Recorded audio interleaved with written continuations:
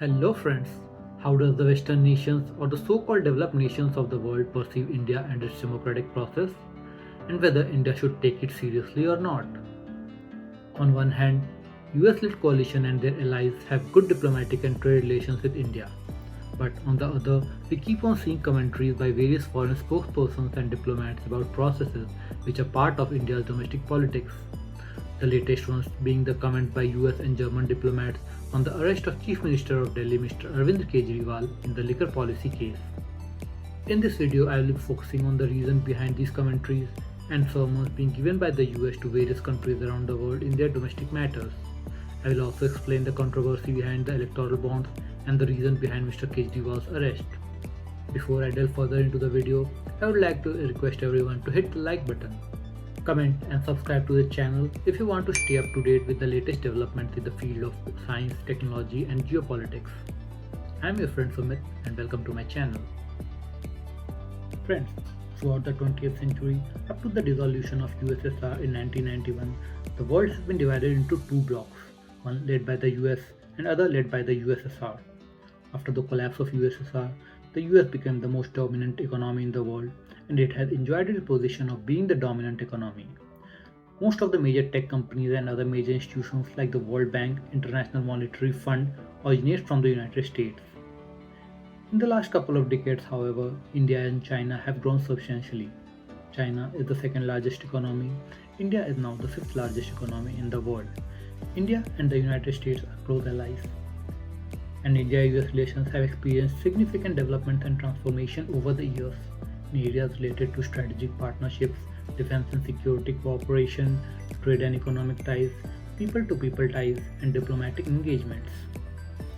Western perception of Indian democracy have also evolved over time and are influenced by various factors such as historical interactions, political analysis, media coverage, and cultural stereotypes.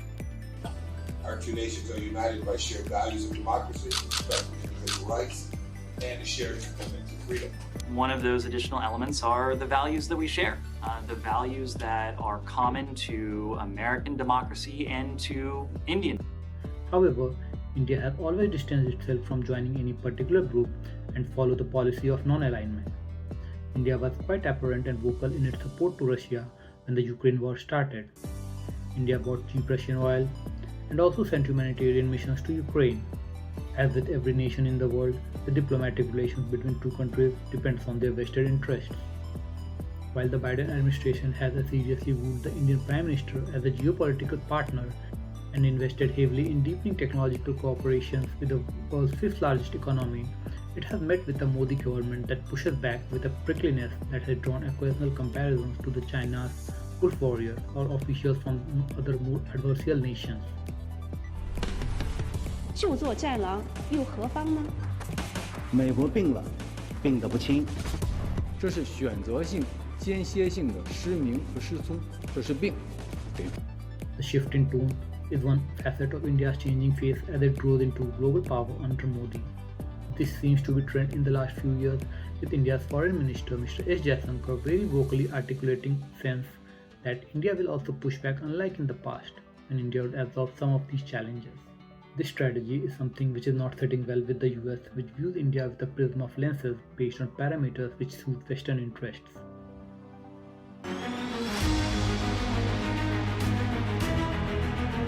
And everyone is able to vote in an atmosphere that is free and fair. I don't need the United Nations to tell me our election should be free and fair.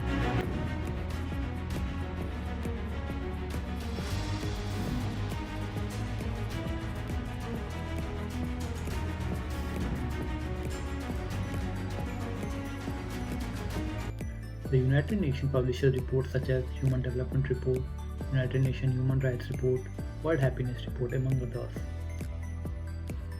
The one we are interested here is the report which assesses the state of democracy around the world, provide analysis on democratic institutions and processes, and offer recommendations for strengthening democratic governance. India ranks 108th in the Electoral Democratic Index of the V-Dem Democracy Report of 2023.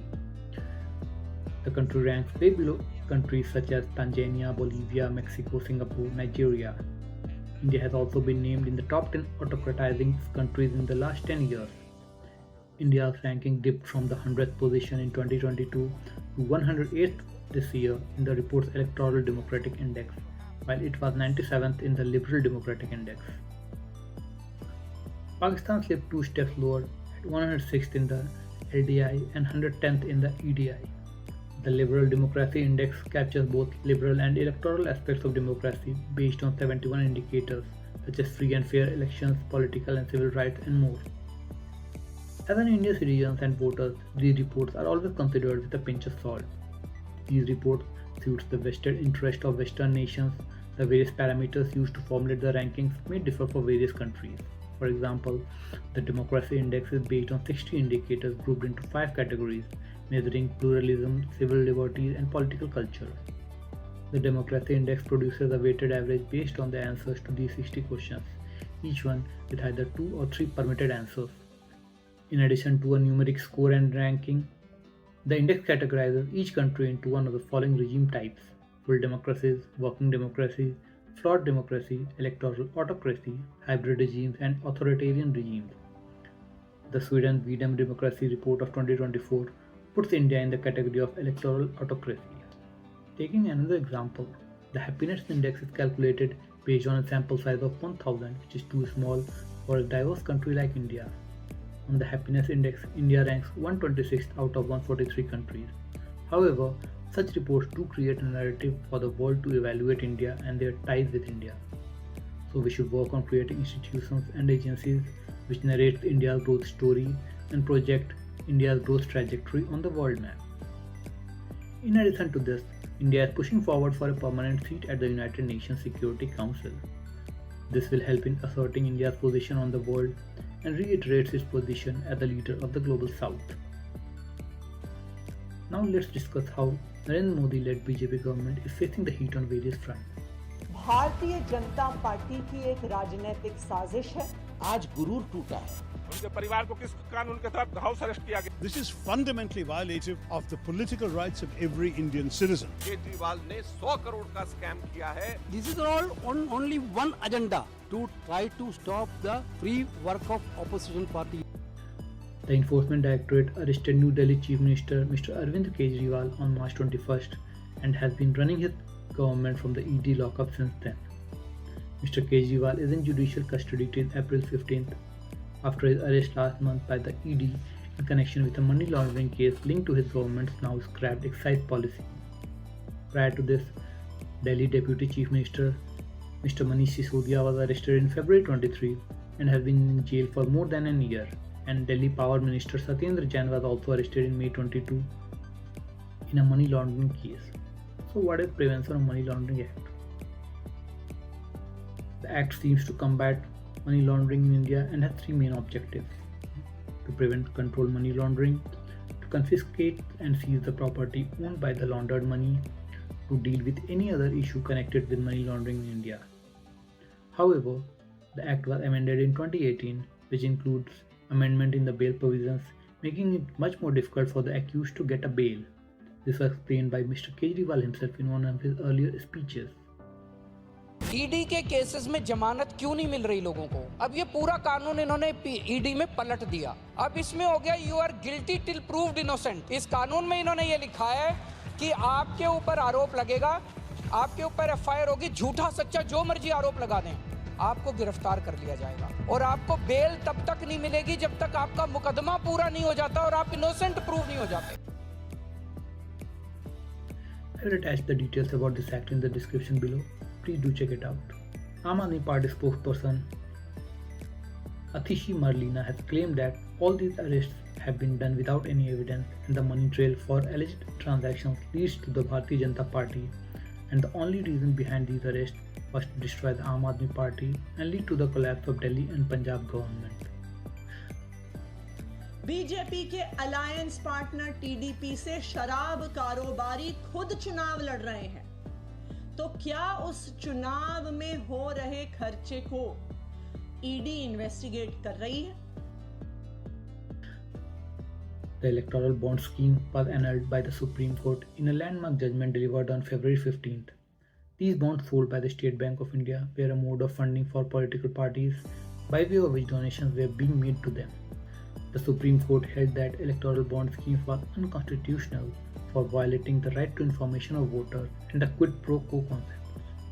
I will add the details of the electoral bond fundings in the description. Friends, this brings us to the end of the video. The analyses made here are not in favor or against any political party. In fact, electoral fundings are done in similar manner in a number of Western countries too. When the entire political system is murky, the decision for selecting the next government needs to be based on facts, knowledge, and developmental aspects. The political myopia should not set in. My goal here is to let the audience know the details about the various themes affecting the Indian politics so that the voters can make an informed decision. See you all in the next video.